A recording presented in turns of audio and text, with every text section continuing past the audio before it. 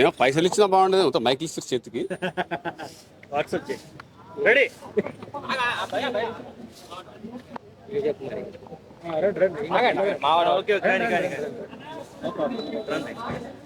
అరే లోగో పట్టుకోరు, ఆ లోగో కూడా పట్టు. మీరు పట్టుకోకండి, ఆయన పట్టుకోండి. ఇన్ని కెమెరాలు కవర్ చేసిన ఎప్పుడు ఊహించలేదు. మీరు మీరు ఏం కాదు, ఎవరో ఒకరు ఇద్దరు లోగో పట్టు. అవసరాలు మంచి దేవరాజు చూపిస్తుంది. బ్రదర్ పైకి పట్టుకుంటే కొంచెం లోగో కొంచెం పైకి అనండి. ఓకే, ఏ లోగో పైకి అన్న. రెడీ అన్న. ఎలా ఉందన్న దేవరా సినిమా? దేవరా ఓ Kannada Devara.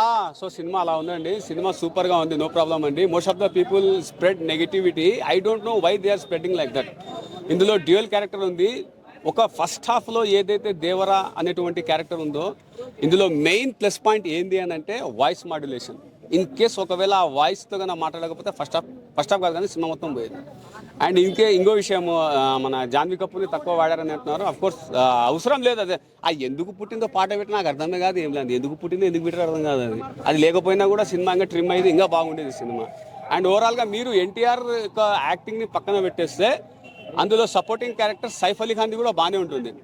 Even though Saif Ali Khan villain రోల్గా చేశారు దీంట్లో, అయినా అది కొద్దిగానే పెట్టారు. ఇక్కడ విషయం ఏంటి అని అంటే మారణాయుధాలు ఒడ్డుకు చేర్చాలా లేకుంటే సముద్రంలోనే వదిలేయాలా అనేటువంటి కాన్సెప్ట్ వచ్చినటువంటి మూవీ ఏది అని అంటే దేవరా. అండ్ ఇందులో ప్రధాన పాత్రల్లో 2 పాత్రలు చనిపోయా లేకపోతే ఒక పాత్రని చనిపోయిందా అనేటువంటిది మీరు థియేటర్కి వెళ్ళి చూస్తే తెలుస్తుంది. ఇన్ కేస్ నేను చెప్తే క్లైమాక్స్ ఇప్పుడే రివీల్ అయిపోతుంది. సో ఐఎమ్ సారీ, 6 మాట చెప్పలేను.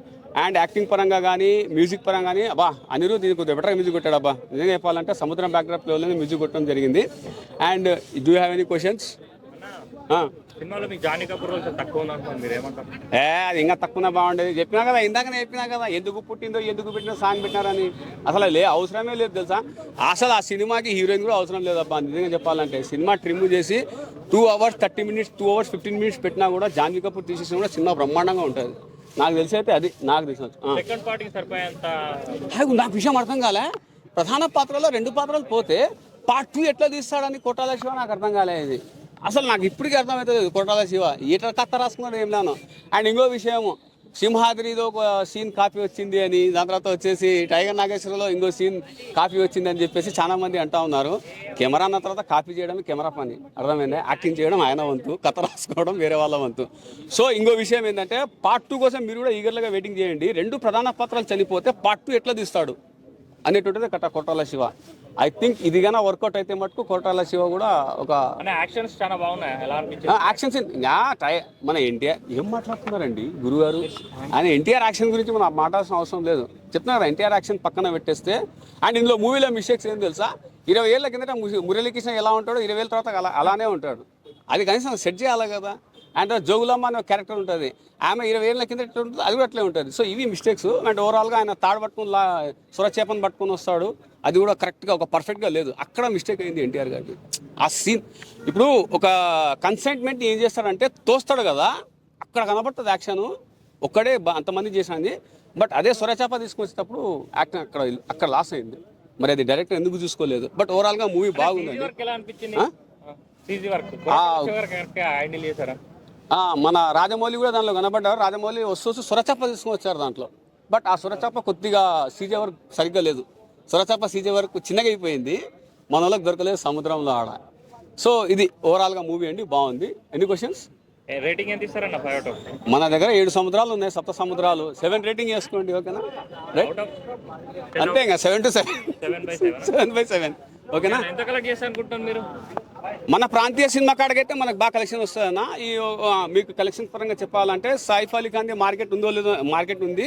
అక్కడ నుంచి ఈ మధ్య నిజాన్ని చెప్తున్నా, పక్క రాష్ట్రాలు కన్నడ కానీ దాని తర్వాత వచ్చేసి తమిళ్ కానీ వాళ్ళు ఇయ్యనటువంటి రెమ్యునేషన్ మనకు బాలీవుడ్ వాళ్ళు ఇస్తూ ఉన్నారు. దయచేసి don't spread any rumours on Bollywood, any other languages, మనకు అవసరం లేదు. బట్ ఓవరాల్గా కలెక్షన్ అయితే ప్రాంతీయ పరంగా 100 crore ఈజీగా రాస్తుంది అన్న. అండ్ మిగతాగా మీరు లెక్క వేయాలంటే ఇంకా నేను కూడా ఒక జిఎస్టీ మిషన్ ప్రిపేర్ చేసి చేస్తాను, ఓకేనా? ఓకే అన్న, ఓవరాల్గా మీకైతే సినిమా నచ్చిందా? సూపర్ అన్న, బ్రహ్మాండంగా ఉంది సినిమా. ఎవరు కావాలని కొందరు నెగిటివ్ చేస్తారు అనుకోవచ్చు, కొందరు నెగిటివ్. అది నెగిటివ్ ఎందుకు స్ప్రెడ్ చేస్తున్నారో, ఫస్ట్ ఆఫ్ ఆల్ ఏంటంటే సినిమా తీయడం పెద్ద విషయం కాదు. ఇప్పుడు మన అదేది సినిమా యానిమల్ సినిమా వచ్చింది, ఆయన ఏం చేశాడు సార్, స్టార్టింగ్ నుంచి మీరు కూర్చొని ఉండండి మీకు అప్పుడు సినిమా అర్థమవుతుంది అన్నాడు.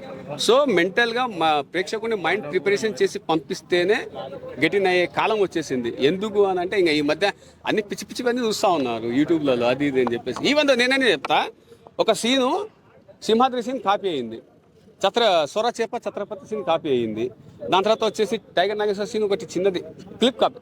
అందా మాత్రాన కథ అనేటువంటిది అక్కడ ఉన్నటువంటి పర్సన్ వేరు, ఇక్కడ ఉన్నటువంటి పర్సన్ వేరు. సో ఓవరాల్గా నెగిటివ్ రూమర్స్ ఏదైతే ఉందో మీరు దీన్ని చూసి, ఈవెన్ దో నా రివ్యూ కూడా కల్పితం అయి ఉండొచ్చు, సినిమా చూసి మీరు రివ్యూ ఇవ్వండి, ఓకేనా? మూవీ బాగుంది.